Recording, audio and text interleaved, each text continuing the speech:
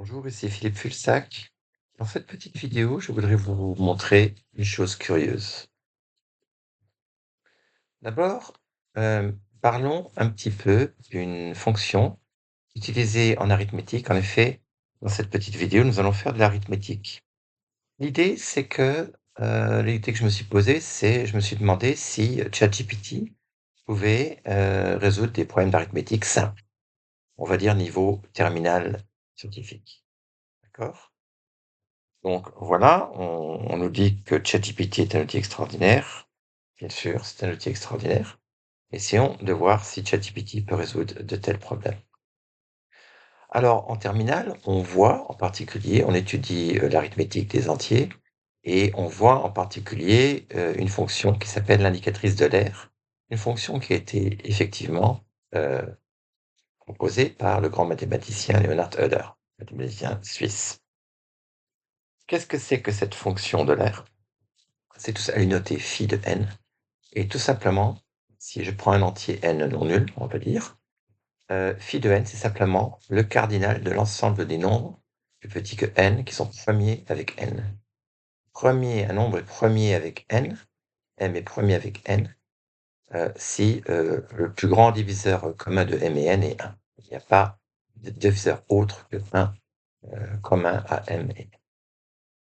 Donc, définition très simple. Voici l'indicatrice de l'aire. Donc, évidemment, le cardinal de cet entier, évidemment, est plus petit que n, puisque c'est un sous-ensemble de l'ensemble des entiers plus petits que n. Alors, on a essentiellement trois propriétés, on a beaucoup plus de propriétés, mais on a trois propriétés élémentaires. On étudie en terminale, et la première, c'est reconstruction. On peut reconstruire n à partir de l'indicatrice de l'aire. N est tout simplement la somme, si on parcourt tous les diviseurs de n, des indicatrices de l'aire ou des indicateurs de l'aire de D. D'accord.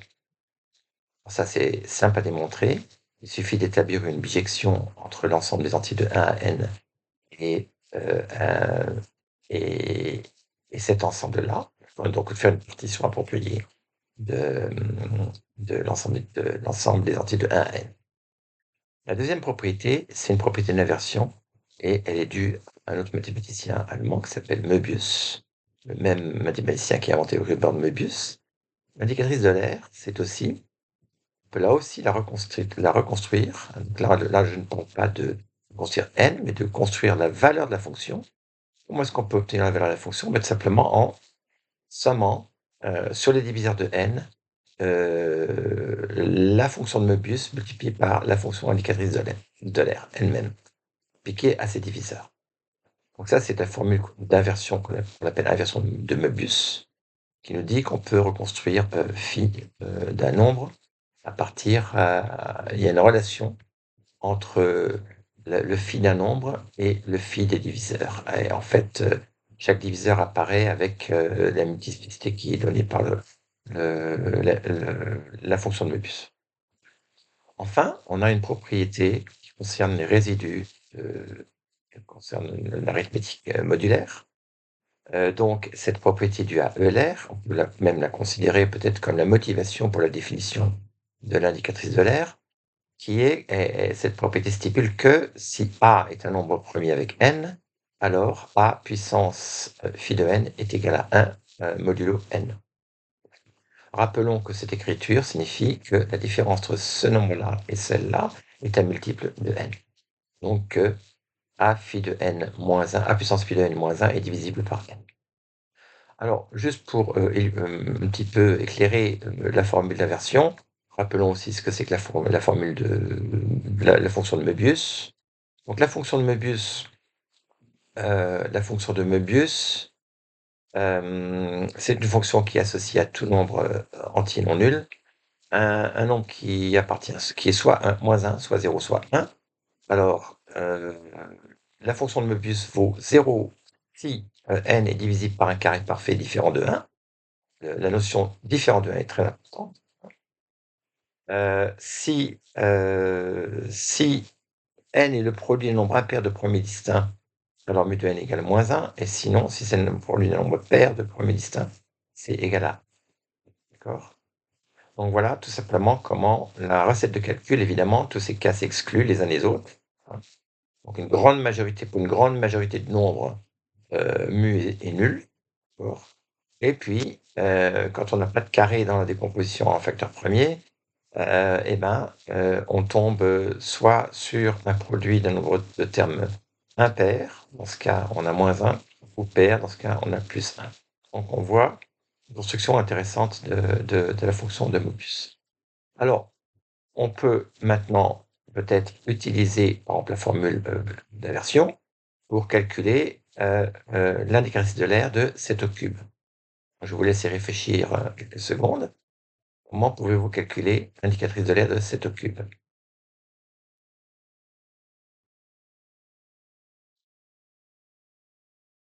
Alors, je vais vous faire le calcul, hein. Je vous ferai le calcul plus haut, mais en attendant, je vais vous démontrer, ce petit théorème, le théorème de l'aire. Pourquoi est-ce que si A est premier avec n, alors A puissance phi de n est égal à 1 modulo n? Alors voici ma preuve très simple. Alors mmh, on va partir d'un constat d'abord très important qui est que, l'anneau Z est un anneau principal. Qu'est-ce que c'est qu'un anneau principal? C'est un anneau où tous les idéaux sont principaux. Qu'est-ce que c'est qu'un idéal principal? C'est un idéal qui est engendré par un élément. Qu'est-ce que c'est qu'un idéal?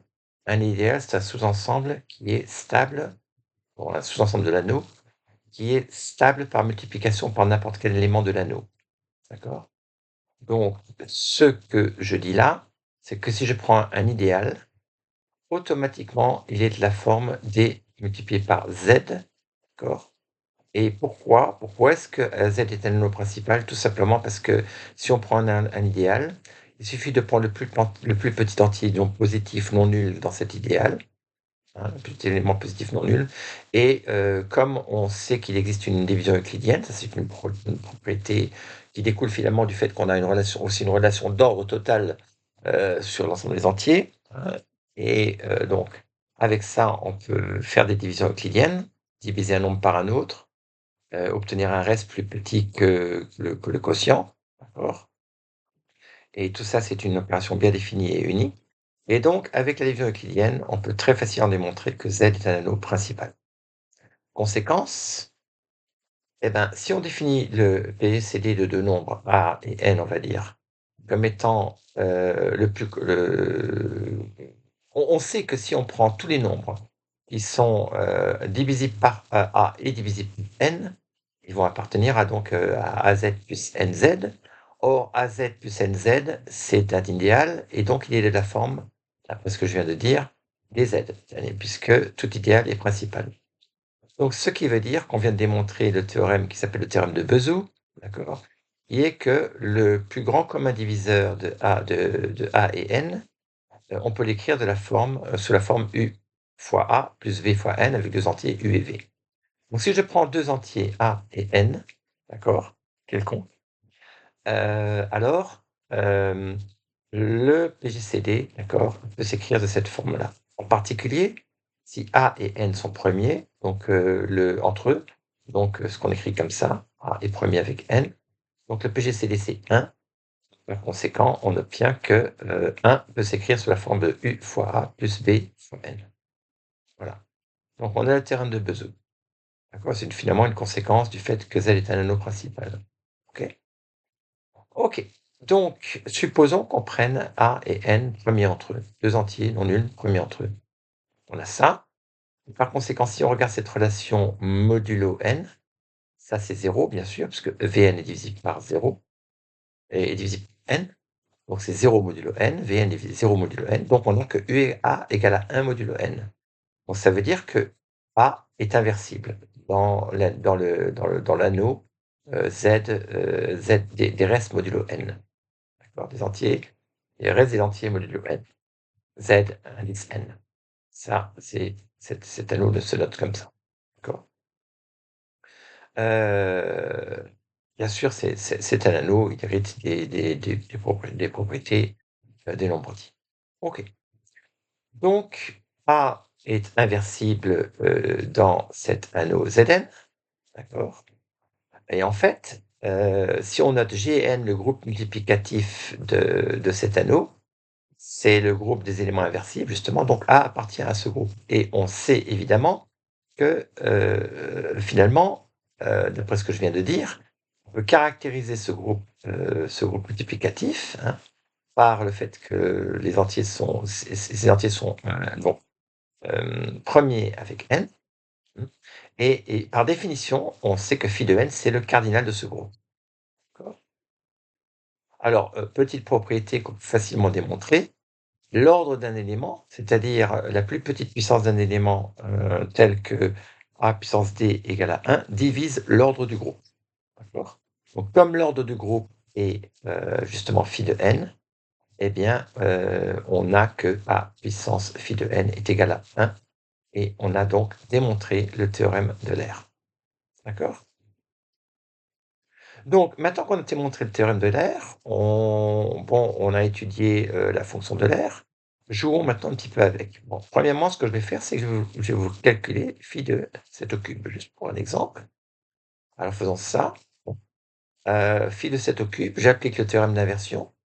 Donc on a, la fonction de Möbius, hein, appliquée à 1, appliquée à 7, appliquée à 7 au carré, appliquée à 7 au cube, puisque évidemment les diviseurs de 7 au cube sont 1, 7, 7 carré et 7 au cube. Donc voilà ce que me dit la fonction d'inversion de Möbius, c'est que la théorème d'inversion de Möbius me dit que la fonction de l'air, l'indicatrice de l'air de 7 au cube, c'est exactement égal à ça. Or, heu alors attendez, je vérifie juste que c'est bien juste. Alors attention là, je vois que j'ai fait une erreur ici. On n'a pas phi de d ici, mais on a n sur d, d'accord? Donc, corrigez cette erreur vous-même. Phi de n est égal à somme sur d quand d divise n, de mu de d multiplié par n sur d. Clairement, ceci est faux. Donc en fait, quand on divise n par d, en fait, on divise trop, on obtient un nombre trop petit, il faut le multiplier par, ou trop grand en fait d'ailleurs, et il faut le multiplier par ce multiplicateur qui est la fonction de Möbius, d'accord? Donc là, remplacer ce phi de d par n sur d. Donc là, je reviens au calcul. Donc on a, OK, que vaut mu de 1? Bah, mu de 1 vaut 1, hein. Mu de 7, est un 7 est un nombre premier, avec un nombre impair de facteurs premiers, qui est distinct, différent de 1, donc c'est la fonction de Möbius, c'est -1, vaut -1 et il faut prendre n sur d, donc n 7 au cube sur d 1, n 7 au cube sur la nouvelle valeur de d 7, n 7 au cube de d 7 au carré, et cetera. Et les 2 termes-là sont nuls parce que, on divise par le diviseur est un carré parfait, puisqu'il est divisible par, 7 au carré. 7 au cube est divisible par 7 au carré, 7 au carré est divisible par 7 au carré, donc ces 2 termes n'interviennent pas ne contribuent pas à l'indicatrice de l'air, donc finalement on trouve que, la fonction de l'air de 7 au cube vaut 1 fois 7 au cube moins 1 fois 7 au carré, parce que 7 au cube divisé par 7, ça fait 7 au carré. On trouve donc 7 au carré multiplié par 6. Donc phi de 7 au cube, c'est 7 au carré multiplié par 6. OK. Alors, faisons une petite application de ceci. Regardons un petit peu, heu, essayons de montrer que, 2 puissance, on va essayer de démontrer que 2 puissance 143 moins 1 est égal à 0 modulo 7 au cube. On va essayer de démontrer cette relation. Alors, on s'aperçoit que 7 au cube qui vaut c'est 343, d'accord? Et ben, on a calculé son indicatrice de l'air et son indicatrice de l'air, on a vu que c'était 6 fois 7 au carré, donc 294 si vous calculez, d'accord? Maintenant, on peut appliquer le fait, justement que, si je prends, donc 2 et que je le 2 est premier avec 7. Donc 2 puissance, phi de 2 est premier avec 7 au cube, donc deux à la puissance phi de 7 au cube est congrue à 1 modulo 7 au cube. D'accord? Remarquons que 294, c'est 2 fois 147, donc on a presque ce qu'on veut. Et donc ce qu'on vient de démontrer avec le théorème de L'Hert, c'est que 7 au cube divise 2 puissance 294 moins 1, mais 294, c'est 147 fois 2. Donc là, j'utilise l'identité remarquable a carré moins 1 est égal à a moins 1 fois a plus 1, d'accord? Donc 7 au cube divise ce produit.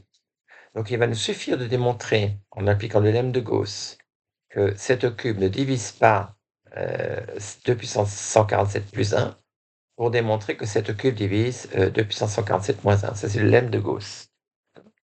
Alors pourquoi est-ce que 7 au cube ne divise pas 2 puissance 147 plus 1? Tout simplement parce que 147 est divisible par 3, d'accord? Et 2 puissance 3 est égal à 1 modulo 7, parce que 2 puissance 3, c'est 8, d'accord? Donc on a 2 puissance 3, 2 puissance 147 plus 1, que vaut ça modulo 7? Ben, c'est 2 puissance 3 fois 49 en fait. Donc ça, c'est égal à 1 modulo 7. 2 puissance 3 est égal à 1 modulo 7, donc 2 puissance q est aussi égal à 1 modulo 7, donc on a 1 plus 1 modulo 7, soit 2 modulo 7. Donc puisque 2 n'est pas égal à 0, hein, modulo 7, on obtient que 7 au cube ne divise pas 2 puissance 147 plus 1, et donc, par le lemme de Gauss, on obtient que 2 puissance 143 moins 1 est divisible par 7 au cube. D'accord? Alors maintenant, je vais vous montrer quelque chose d'intéressant. Alors, je vais vous montrer quelque chose d'intéressant. En fait, ce que j'ai fait, c'est que j'ai demandé donc à, comme je vous l'ai dit, j'ai demandé à ChatGPT de résoudre ce problème et voici ce que ChatGPT m'a répondu. Donc voici, ma question: est-ce que 2 puissance 147 moins 1 est divisible par 343? Donnez-moi une démonstration et expliquez, justifiez chaque étape par un théorème mathématique. Alors, voilà la réponse de ChatGPT. Il commence: pour déterminer si 2 puissance 57 moins 1 est divisible par 243, nous devons vérifier si 2 puissance 57 moins 1 est congru à 0 modulo 342. Effectivement, et donc, il commence, il décompose 343 en facteur premier, correct. Il applique le théorème de Fermat, et cetera.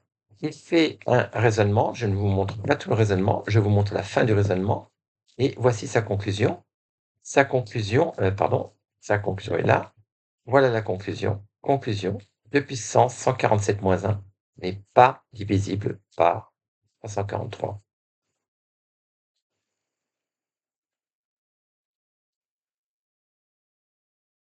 Et c'est tout ce que je voulais vous dire.